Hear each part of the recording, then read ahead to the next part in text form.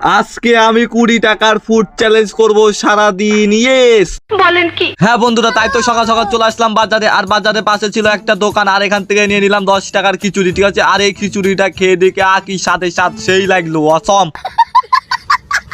তারপর এখানে পেমেন্ট করে চলে আসলাম বাড়িতে। আর বাড়িতে এসে চান টান করে চলে আসলাম রিগদার দোকানে। আর এখান থেকে বুস্ট পেয়ে গেছিলাম 5 টাকা। ঠিক আছে, আর 5 টাকাতে এটাই নিয়ে নিলাম। আর এটাই খেয়ে দেখি যে একদম মশা একদম সেই। তারপর বন্ধু খেয়ে নিল, তারপর আবার দাদা, ঠিক আছে দাদা ছিল আমার পাশে। দাদা দেখি যে লোকই ঠান্ডা খাচ্ছিল, আর আমি বললাম আমাকে দে তাড়াতাড়ি। তারপরে আমিও খেয়ে নিলাম। তারপরে তো আমার তো দুপুরের মধ্যে 15 টাকা খরচা হয়ে গেল গাইস। তারপর বাড়িতে এসে দেখি যে আন্ডা। ঠিক আছে, আর এই আন্ডাটাই আমি খেয়ে নিলাম, বাড়ির আন্ডা। আর আমি আন্ডা খাইয়ে দেখি শক্তিশালী হয়ে গেলাম পুরাদম সেই।